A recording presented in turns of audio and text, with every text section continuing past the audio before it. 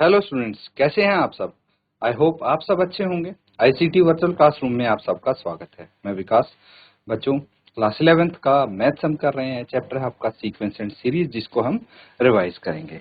तो चलिए कुछ क्वेश्चन यहाँ पे कर लेते हैं। ये एक सवाल है बच्चों आपके लिए, ठीक है। इसको नोट करेंगे, फिर इसको सॉल्व कर लेंगे। क्या बोला गया है समझिए, ए बी सी डी, ठीक है। ये चार टर्म्स हैं, ये जीपी में है, ये आपको बता दिया गया है। ये शो करना है कि A square plus B square plus C square into B square plus C square plus D square is equal to A B plus B C plus C D का होल स्क्वायर, ठीक है। तो चलिए इसको note कर लेंगे, फिर हम इसको सॉल्व करते हैं। तो ठीक है, नोट कर लिया है बच्चों। चलिए अब यहां पे सबसे पहले ये समझिए कि आपके पास जीपी की चार टर्म्स क्या दी गई, ठीक है। It is given that GP A B C D, ठीक है। बस चार टर्म्स दी गई। तो हम यहाँ पे बोल सकते हैं, वी कैन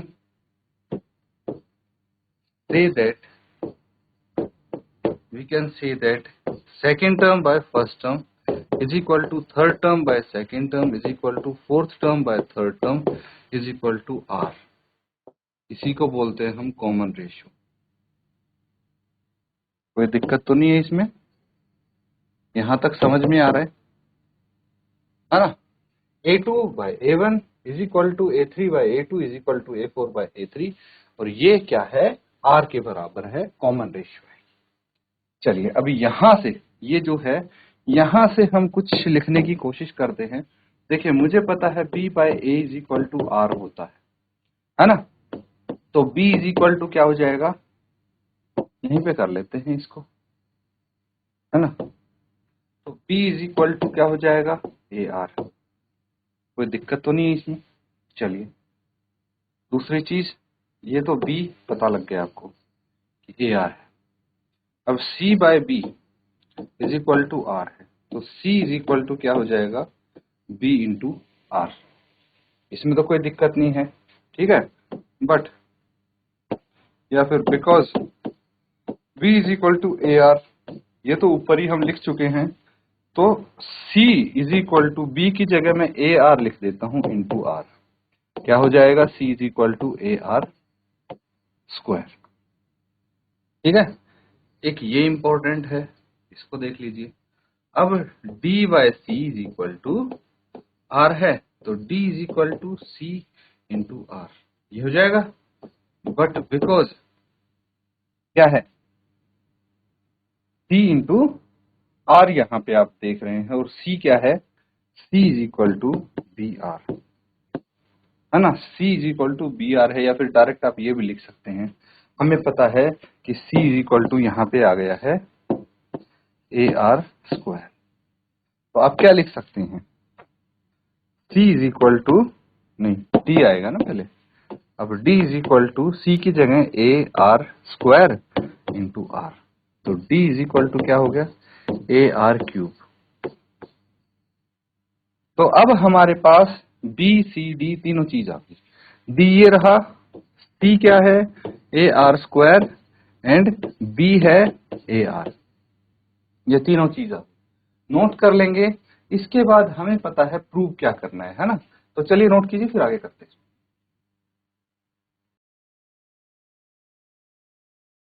ठीक है, यहां तक कर लिया है। अब समझिए क्या बोला गया है, show that this is equal to this. तो वी हैव टू प्रूव, क्या प्रूव करना है, A square plus B square plus C square, यहाँ पे B square plus C square plus D square. तो लिख लीजिए, we have to prove that, we have to prove that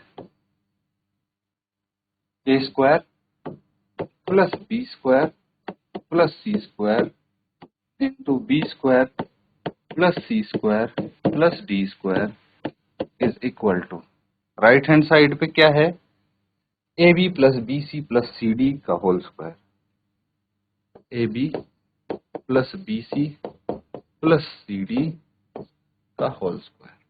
ठीक है, ये हमें शो करना है। तो लेफ्ट हैंड साइड सबसे पहले हम यहाँ पे इसको सॉल्व कर लेंगे। लेफ्ट हैंड साइड लेते हैं। क्या है लेफ्ट हैंड साइड आपके पास?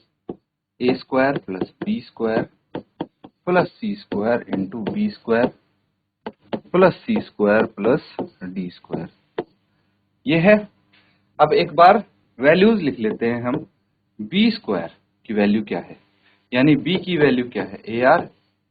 सी की वैल्यू है A R square and D की वैल्यू है ए आर क्यूब। ठीक है, ये देखिए यहाँ पे है बी की वैल्यू ए आर, सी की value A R square and D की वैल्यू ए आर क्यूब। यहाँ पे रख के इसकी वैल्यू फिर देखते हैं। ठीक है, तो ये लेफ्ट हैंड साइड है। A square as it is आ जाएगा प्लस बी की जगह क्या आ जाएगा? ए आर प्लस सी की जगह क्या आ जाएगा? डायरेक्टली हम यहीं पे ऐसे ही लिख देते हैं। बी की जगह ए स्क्वायर आर स्क्वायर लिख सकते हैं इसको। सी की जगह क्या आ जाएगा? प्लस ए स्क्वायर आर की पावर 4, है ना, आर स्क्वायर का स्क्वायर आर की पावर 4 आ जाएगा इंटू बी की जगह क्या आया है? ए आर, है ना, तो ए स्क्वायर आर स्क्वायर। ठीक है, उसके बाद सी की जगह है ए आर स्क्वायर, यानी ए स्क्वायर आर की पावर 4, डी की जगह है ए स्क्वायर आर की पावर 6। ये आ गया। यहां तक समझ के हमने सिर्फ वैल्यू रखी है ए बी सी डी की, है ना। अब क्या करना है? कॉमन क्या आ रहा है, चलिए देखते हैं। यहाँ पे खाली ए स्क्वायर कॉमन आ रहा है, इसमें लिख देंगे 1 plus R square plus R की पावर 4। इसमें देखिए क्या कॉमन आ रहा है? A square R square common आ गया, क्या बच जाएगा? A square R square common आ गया, तो ये बच गया 1 plus R square plus R की पावर 4। ठीक है, ये चीज समझ में आ गई। अब ये और ये सेम है ना, तो हम यहाँ पे इसको पहले लिख देते हैं A square into R square, A square into A square A की पावर 4 इंटू आर स्क्वायर, ये आ गया। और इसको मैंने लिख दिया 1 plus R square plus R की power 4 into 1 plus R square plus R की पावर 4। और सिंपली इसको हम आगे लिख देंगे ए की power 4 R square into 1 plus R square plus R की पावर 4 का whole square, this into this, इसका होल स्क्वायर आ जाएगा। चलिए नोट कीजिए, हमें यहां तक पहुंचना है। इसको लेके देखिए कैसे करते हैं, पहले इसको नोट कर लीजिए आप, और कुछ अगर डाउट लगता हो यहां तक भी तो आप पूछ सकते हैं। ठीक है, नोट कर लिया है बच्चों यहां तक। चलिए अब देखते हैं हमें क्या चाहिए, राइट हैंड साइड चाहिए। तो लेफ्ट हैंड साइड में क्या आया था लास्ट, वो लिख लेते हैं। ये है ए, इधर ए की पावर 4 आर स्क्वायर, ठीक है, ए की power 4 R square into 1 plus R square plus R की पावर 4 का होल स्क्वायर, यही होगा 1 plus R square plus R की पावर 4 का होल स्क्वायर, यही है। अब अगर हम इस पूरे का होल स्क्वायर करें, यानी A square R 1 plus R square plus R की पावर 4, और ये स्क्वायर हम बाहर लगा तो कैसा रहेगा? देखिए ए की पावर 4 है, हमने यहाँ पे क्या कर दिया, ए की पावर 2 कर दिया, है ना। क्यों? क्योंकि ए की पावर 2 का स्क्वायर क्या हो जाएगा? ए की power 4।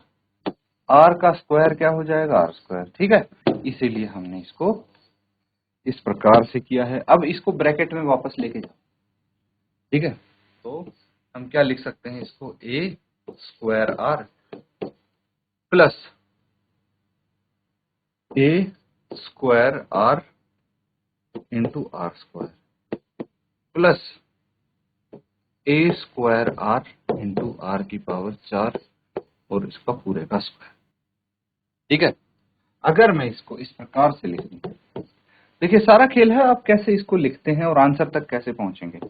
a into A R, तो एक ही बात है, a को मैंने लिखता है a into A R plus यहां पे क्या हो जाएगा, अब ध्यान से देखिए, हमें प्रूव क्या करना है, शो क्या करना है, हमें शो करना है A B plus B C plus C D का होल स्क्वायर, यही शो करना है, A B plus B C plus C D, ये आना चाहिए हमारे पास।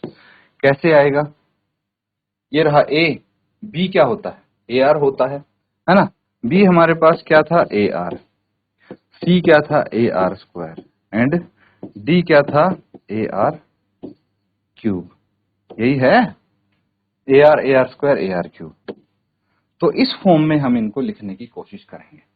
अब यहां पे हम क्या लिख सकते हैं, ए बी है फिर बी सी है ना, तो बी क्या होना चाहिए हमारे पास, ए आर, लिख देंगे A into R into A into R square.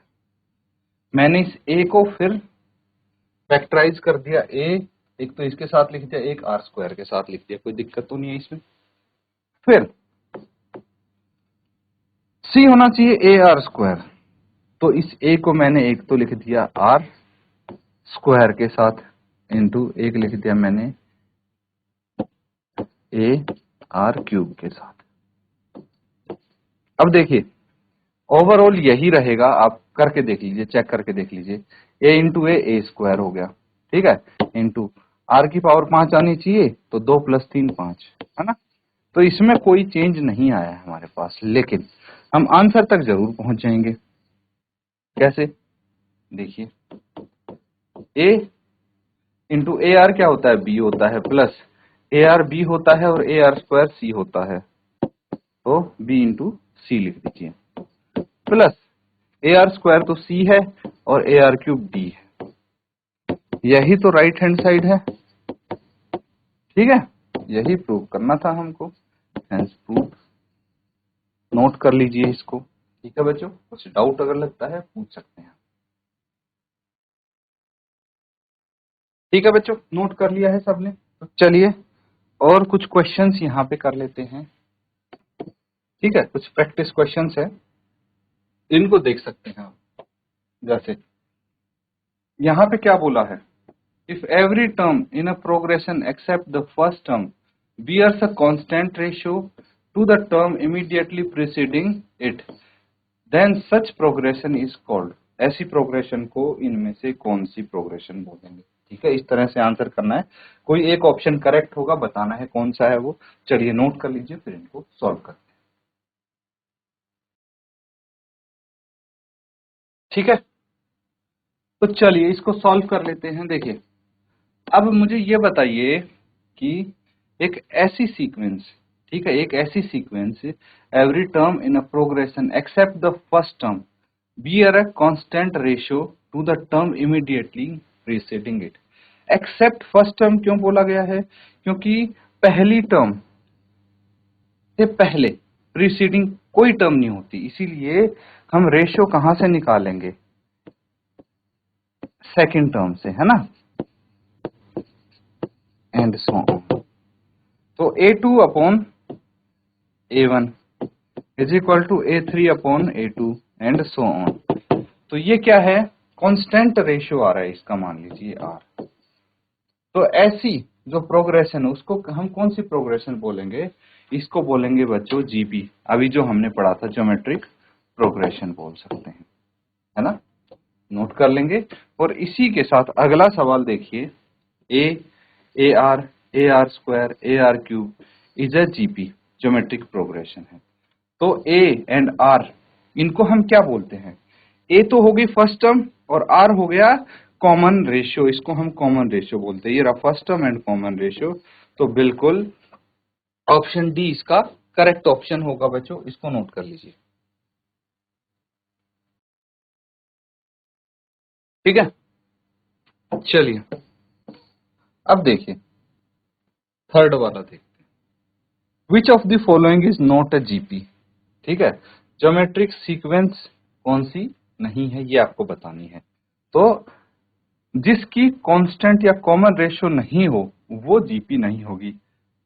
तो इसमें A2 बाय A1 अगर हम ए पार्ट को करें तो 4/2 कितना आ जाएगा, 2 आ जाएगा। इसी तरह से अगर हम यहाँ पे करते हैं कितना 8/4 ये भी 2 आ जाएगा, फिर 16/8 ये भी 2 आ जाएगा। तो यहाँ पे R कितना है, 2 है, और ये एक जीपी होगी। चलिए और देख लेते हैं बी। बी में क्या बोला गया है, 1/9 और -1/27। तो -1/27 अपॉन 1/9 को कर लेते हैं सॉल्व। कितना आ जाएगा ये 9/27, वो भी नेगेटिव, और इसको सॉल्व करेंगे तो 1/3। ठीक है, -1/3 आ जाएगा। चलिए अगला देखते हैं 1/81 अपॉन -1/27। तो ये आ जाएगा -27/81 यानी -1/3 आ जाएगा। ठीक है, तो इसी तरह से यहाँ पे -1/3 ये R होगा और ये भी एक जीपी है। तो अगला देखिए C। इसमें A2 कितना है 0.0001, A1 कितना है 0.01। ठीक है, अगर हम इनका डेसिमल देखें तो यहाँ पे 2 डिजिट्स हैं, है ना, यहाँ पे 4 डिजिट्स हैं। तो कितना आ जाएगा, यहाँ पे R आ गया 1/100। ठीक है, अगला देखिए यहाँ पे है 0.1 2 3 4 5 और 6, यहाँ पे हो जाएगा 1 3 4। ठीक है, तो अगर हम इसको सॉल्व करें तो यहाँ पे आ जाएगा 1 के आगे 4 0, यहाँ पे आ जाएगा 1 के आगे 6 0, 4 0 से 1 कट गया, क्या बच जाएगा 1/100। तो यहाँ पे भी R कितना होगा 1/100। तो ये सब जीपी हैं। तो आंसर इसमें नन ऑफ दीज होना चाहिए ना। तो चलिए इसको नोट कर लो।